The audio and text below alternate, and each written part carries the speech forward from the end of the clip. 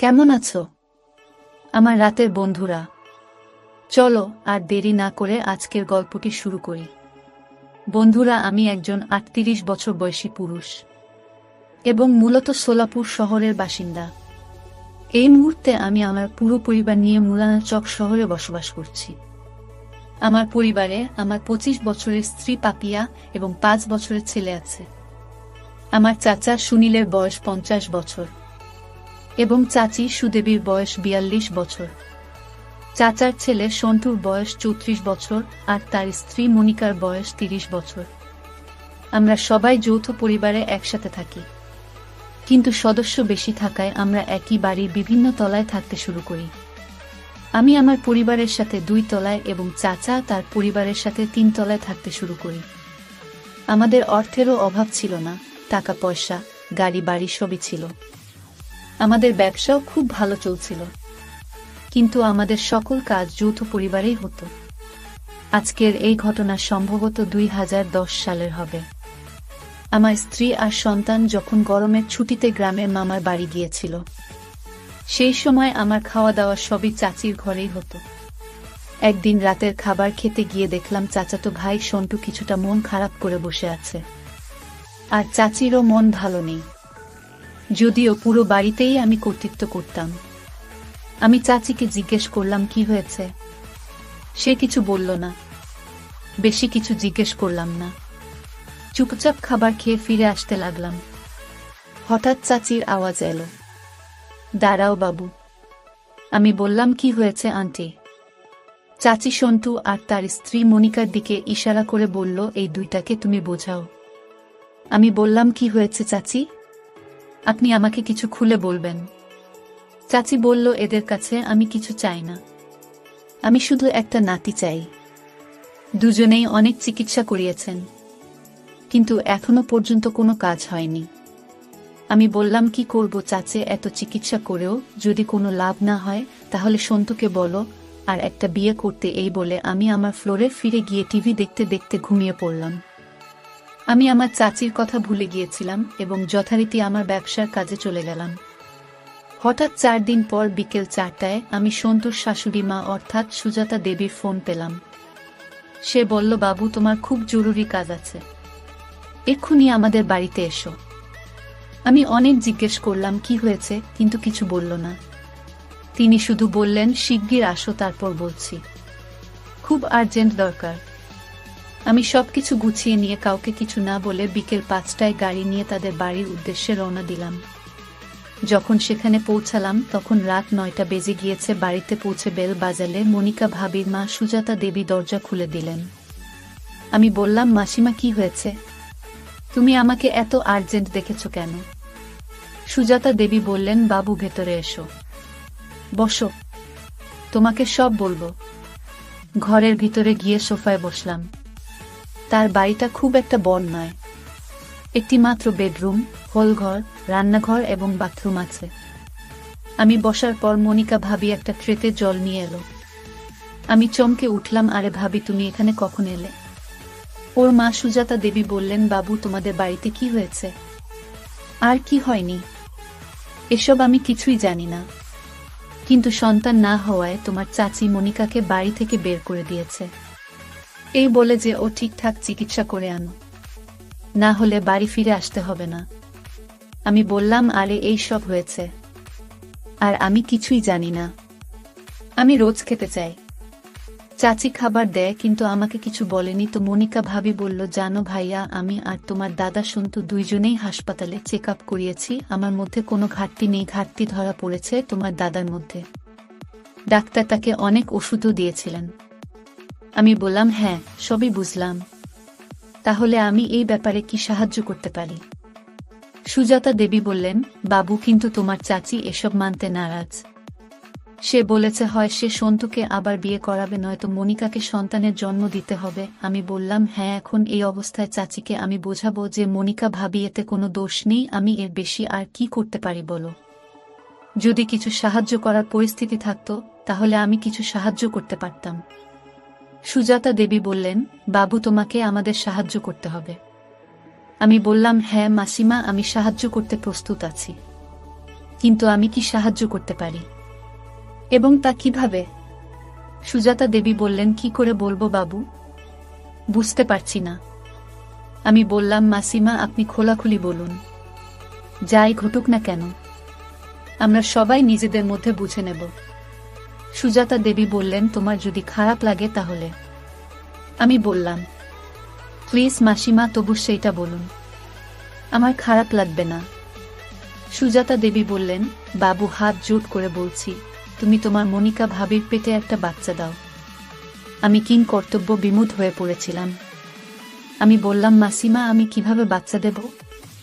সুজাতা দেবী বললেন, প্লিজ বাবু আমাকে হতাশ করো না, মনিকার গর্ভে তুমি একটি সন্তান দান করো। আমি কিছু বুঝতে পারছিলাম না, তাই বললাম, দেখুন মাসিমা, মনিকা ভাবিকে আজ পর্যন্ত আমি এমন খারাপ চোখে দেখিনি। সুজাতা দেবী বললেন, তা আমি জানি বাবু, মনিকা আমাকে সব বলেছে। আমি বললাম, তাহলে এমন করতে বলছেন কেন? মনিকার বলো বোন রিঙ্কির জন্য যদি এই কাজ করতে বলতেন তাহলে আমি প্রস্তুত থাকতাম, কারণ বিয়ের সময় তাকে দেখেই আমি তার প্রেমে পড়েছিলাম। সুজাতা মাসিমা বললেন, বাবু মন ছোট করো না, তুমি চাইলে রিঙ্কি কেউ তোমার সাথে খেলার জন্য এনে দিব, কিন্তু বাবু তুমি আমার ছোট মেয়ে মনিকাকে মা বানিয়ে দাও। আমি তোমার পায়ে পড়ি। তখনই মনিকা ভাবি আর তার মা দুজনেই আমার পায়ে ধরতে এলো। আমি বললাম, অফ, কি করছো তোমরা? আমি তাদের দুজনকে তুলে নিয়ে শান্ত করলাম। আমি বললাম, আমাকে একটু ভাবতে দাও, আমার মস্তিষ্ক কাজ করছে না। তারপর সেখান থেকে উঠে বাইরে চলে গেলাম। আমি গাড়ি স্টার্ট দিয়েছিলাম, এমন সময় ভাবির মা ছুটে এলো। আমাকে বলল, বাবু আমাদের এই অবস্থায় রেখে কোথায় যাচ্ছ তুমি? আমি বললাম, মাসিমা আমি কিছুই বুঝতে পারছি না, তোমরা বাসায় থাকো, আমি একটু পরে আসছি। আর আমি গাড়ি নিয়ে এগিয়ে গেলাম। আমার মন কাজ করছিল না। তখন হঠাৎ মনে হলো, এখন যা হবে দেখা যাবে, তাদের সাহায্য করতে হবে। সোজা বাজারে গেলাম। বাজার খোলা ছিল। সেখান থেকে শাড়ি ও বিয়ের কিছু কিনে তাদের বাসায় ফিরে এলাম। আমাকে দেখে মনিকা ভাবি আর ওর মা দুজনেই খুব খুশি হলো।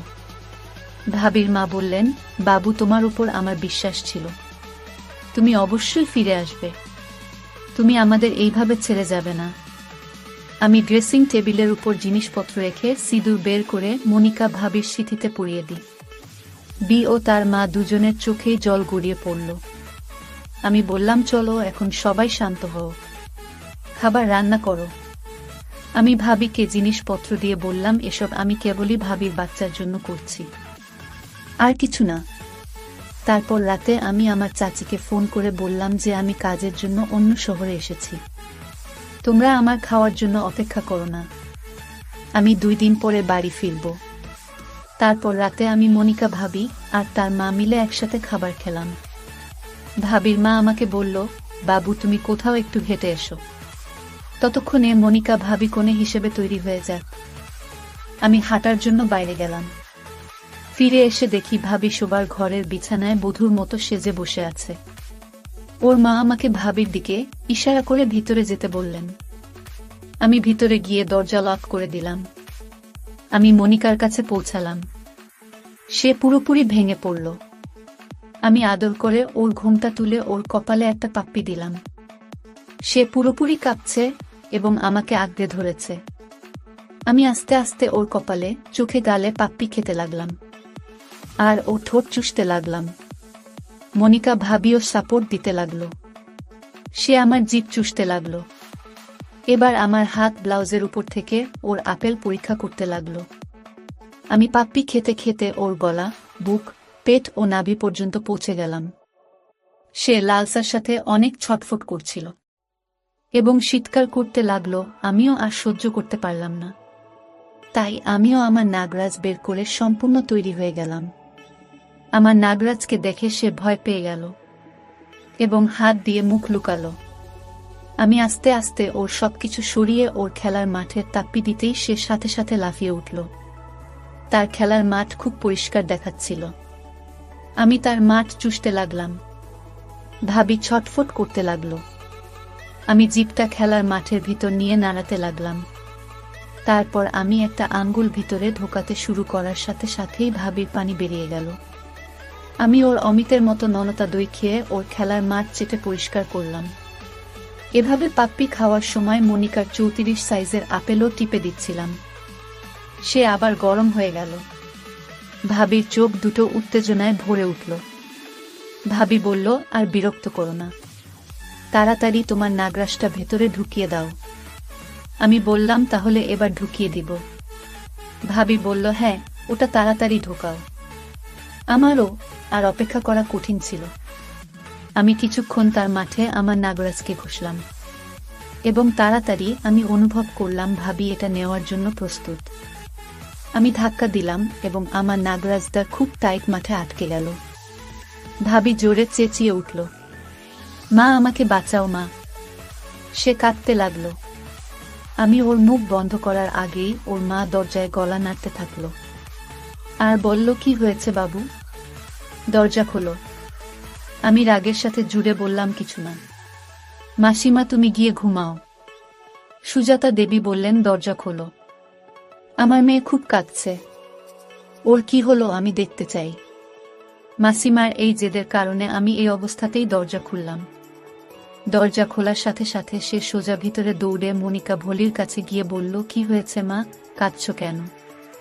মনিকা ভাবি ওভাবে শুয়েছিল।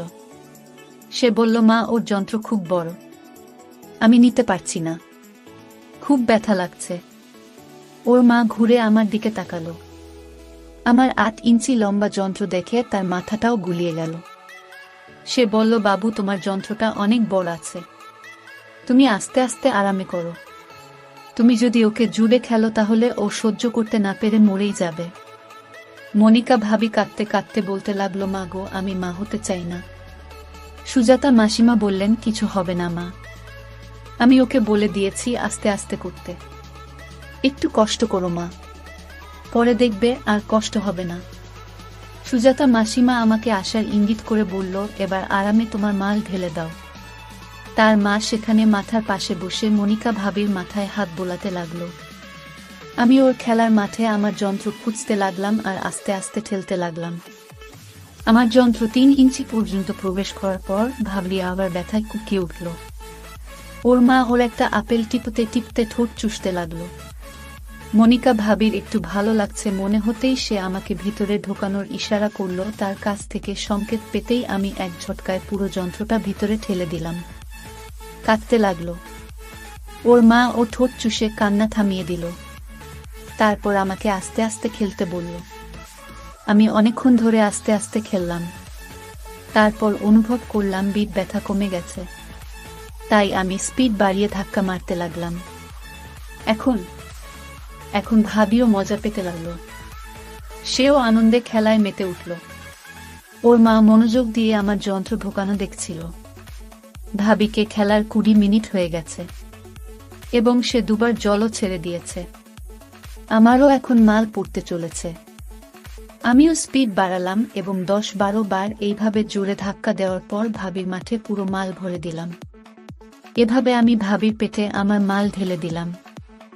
সেই রাতে আমি মনিকা ভাবির মায়ের উপস্থিতিতে 2বার তাকে খেলেছিলাম আর ভোর রাতের দিকে একবার খেলে তার সব সমস্যার সমাধান করে দিয়েছিলাম। কিন্তু মনিকা ভাবির সাথে আমার খেলার যে একটা সম্পর্ক গড়ে উঠেছিল, সেই সম্পর্ক থেকেই গিয়েছিল। তাই সুযোগ পেলেই ভাবি আমাকে তার মাঠে খেলতে ডাকত। আমিও ভাবিকে খেলে সুখ দিতে থাকলাম। বন্ধুরা, ভিডিওটি কেমন লাগলো? ভালো লাগলো চ্যানেলটি সাবস্ক্রাইব করুন। ধন্যবাদ।